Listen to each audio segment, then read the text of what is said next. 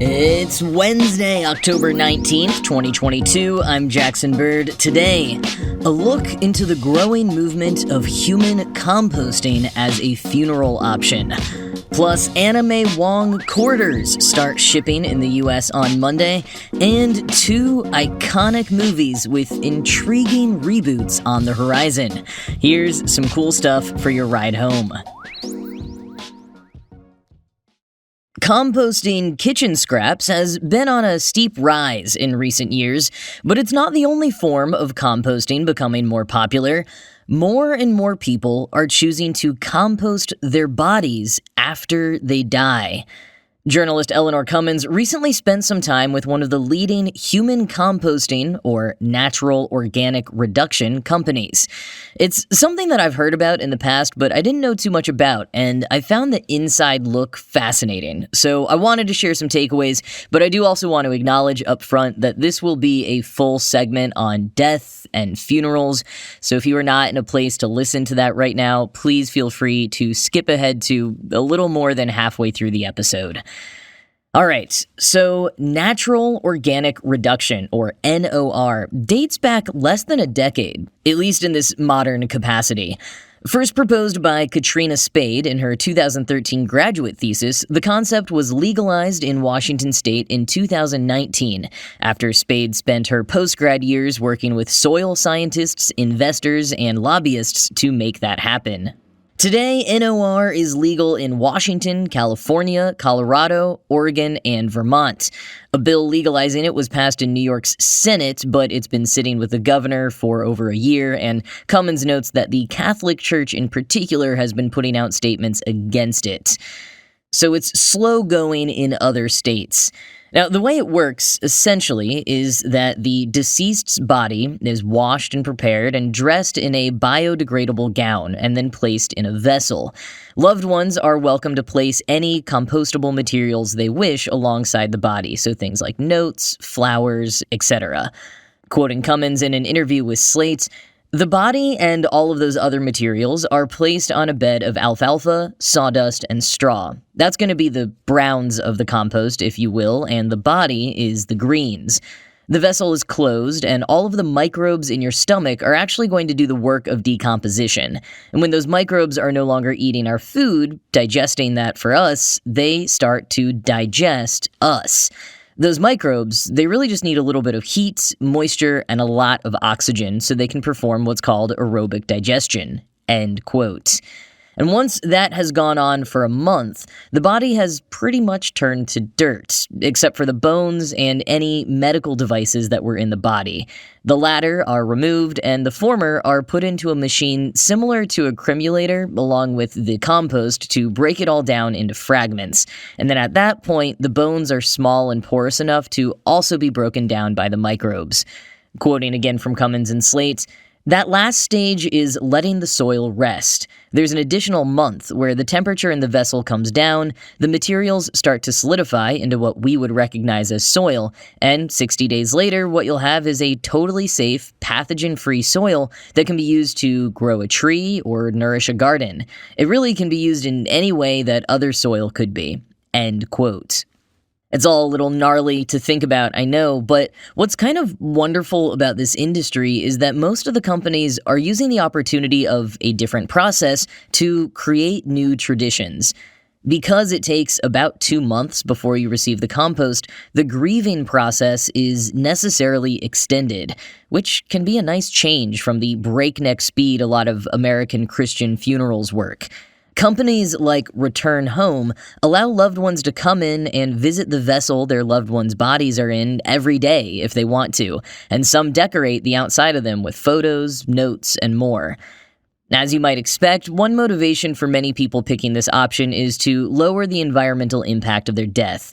Here's what Cummins told Slate's Lizzie O'Leary, quote, Some of the ways that they have created a greener process are, obviously, they're removing a lot of these permanent elements from burial, like the casket. They're reusing the vessels. One person passes through in about 30 days. The next person can then come in.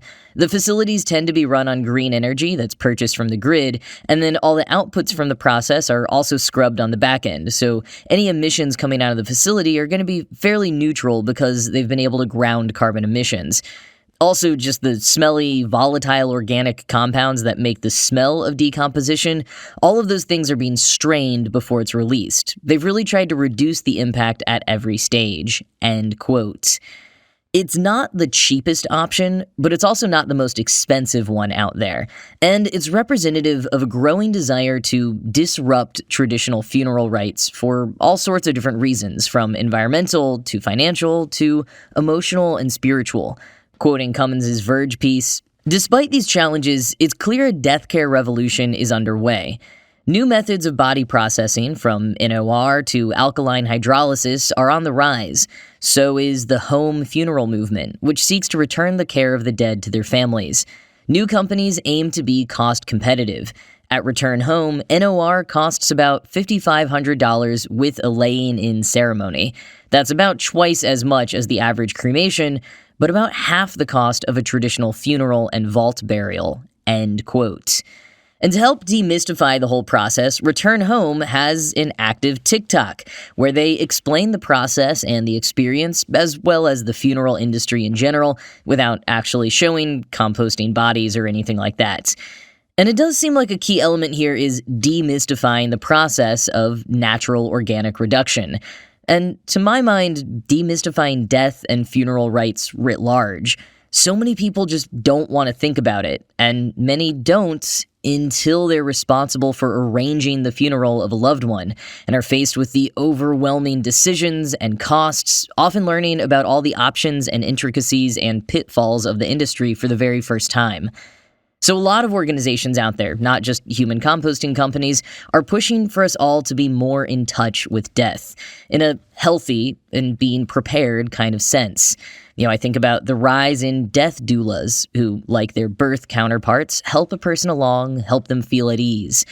Many cultures are much more comfortable honoring and celebrating people shortly before and after death, and around the idea of death and ancestors generally much more than the dominant American Christian culture largely is here. Newer alternatives, like natural organic reduction, may seem off-putting at first, but I'd say that's mostly because it's new to us. How different is it really to cremation? And if you take a step back and think about all kinds of traditional funeral rites, they're all a bit odd. I typically experience cognitive dissonance at burials as we sing hymns or pray, but also lower this huge industrial box into the ground, and the professionals present go about their jobs in such a practiced manner. It's also matter of fact, which I know helps some people in their grief, but I guess my point is, almost no modern funeral rite is 100% holy. They all have industrial elements and financial concerns attached to them. I'm not necessarily trying to sell anyone on human composting, but I do think it's worth interrogating whether it's really so much more odd than other funeral rites, or if it just seems odd because we're less familiar with it. As people involved in natural organic reduction explain, the point is kind of accelerating the return of bodies to the soil. Good for the environment, for sure, but that also speaks to many people on an emotional level. Rachel Gerberdine, whose mother Sharon's remains were composted at Return Home, told Cummins that she associates the compost she received not with death, but with life, and that when she looks at her garden, where she added some of the soil, she sees it as an actual living memory. And I want to share this very astute question and response from O'Leary's interview with Cummins in Slate. Referencing Drew Gilpin Faust's book, This Republic of Suffering, O'Leary talks about how, back before around the time of the Civil War, death, funerals, and grieving were much more of an at-home experience. As I mentioned, we're already seeing a bit of a return to this with the burgeoning home funeral movement, but O'Leary wonders if the tragic losses during the COVID pandemic might push some people to rethink their feelings about death and how we approach grief, about how close we might want to be to it. And Cummins replied, quote, "I think that NOR can be seen as one attempt to reacquaint ourselves with this process for people who do like to hear about it, who do want to participate in it, who have put their families through this process. That proximity is what's appreciated. Those details are what they desire. They want to lift the veil. Whether that's true for everyone, I guess remains to be seen." End quote.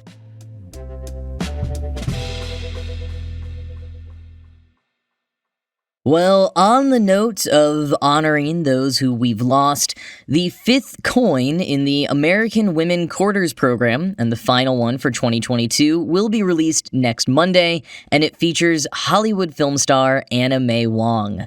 Wong joins Maya Angelou, Dr. Sally Ride, Wilma Mankiller, and Nina Otero Warren in circulation on the backside of a special series of quarters being released this year through 2025 by the U.S. Mint. Quoting the Washington Post, "Wong is regarded as Hollywood's first Asian American movie star. The third-generation American's career took off at a time of widespread anti-Asian xenophobia, with the Chinese Exclusion Act still in effect. She gained fame for her roles in silent films like The Toll of the Sea, one of the first Technicolor movies, and The Thief of Baghdad. But as an Asian woman, she was often relegated to playing the villain, the enslaved person, or the maid, so much so that she's often been referred to as the actress who died 1,000 deaths. She tried to break out from playing the antagonist, but met resistance, in part due to restrictions on interracial displays of affection. Though Wong, born in Los Angeles in 1905 as Wong Liu-tsong, disliked the roles she was cast in, they also caused problems for her with the Chinese American community, as well as in China.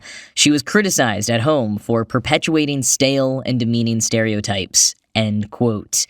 And Karen Leong, professor of Asian Pacific American Studies at Arizona State University, told the Post, quote, "Wong sought to be valued as an actress, a woman with vision and ambition, and an American. All at a time when U.S. society could not imagine a Chinese-American woman beyond the limits of racialized and gendered stereotypes of Asian women as exotic and foreign." End quote.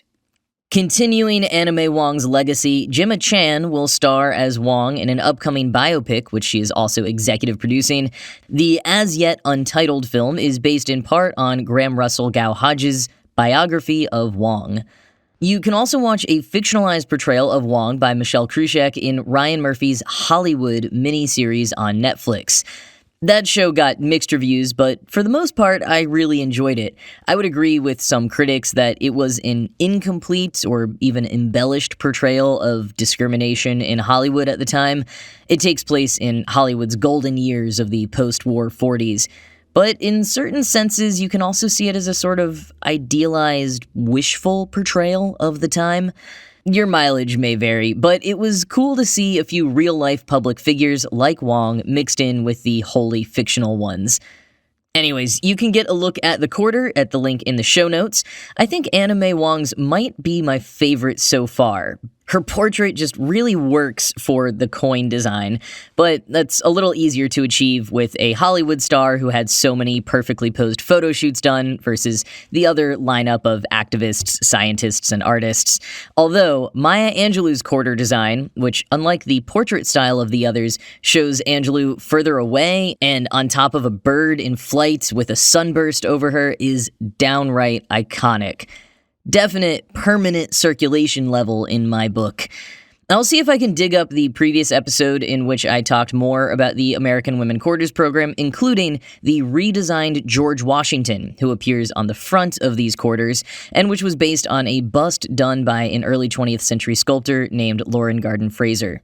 But again, May Wong's quarter will begin shipping on October 24th, and if you want to celebrate by watching one of her movies, I put a link in the show notes to a British Film Institute article walking through her career and recommending which movies were groundbreaking for different reasons and which ones Wong really got to shine in.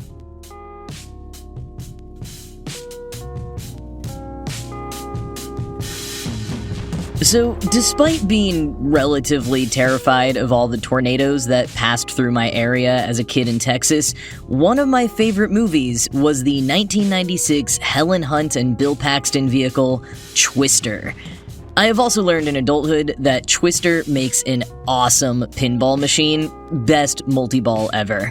And it sounds like executive producer Steven Spielberg also hasn't gotten over how great that movie about storm chasers was, because according to Deadline, his enthusiasm for a sequel, written by Mark L. Smith, who wrote The Revenant, was a big push factor in getting Universal Pictures on board to bring the sequel to life.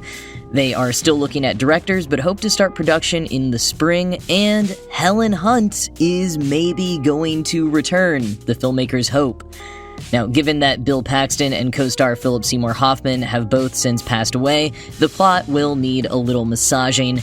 Here's the concept so far according to Deadline.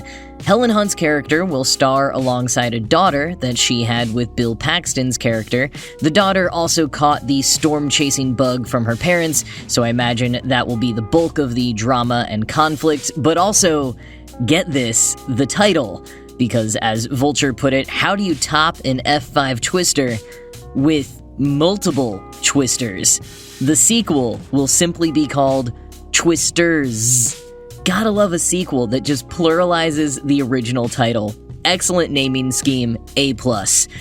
And speaking of sequels, HBO Max just dropped the first teaser for their upcoming A Christmas Story Christmas, the official follow-up to the original 1983 A Christmas Story.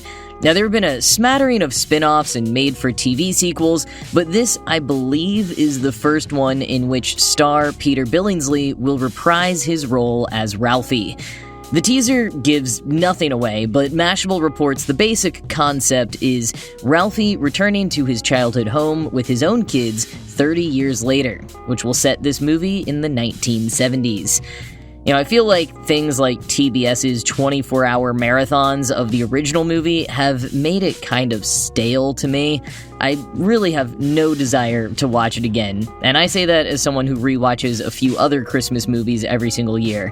But I think this follow-up, especially with Peter Billingsley back in his most famous role, could be, well, at least a fun movie to watch with some hot cocoa on a random weekend in December. But that's going to be it for me for today. This show was produced by Ride Home Media. I'm Jackson Bird, and I'll talk to you again tomorrow.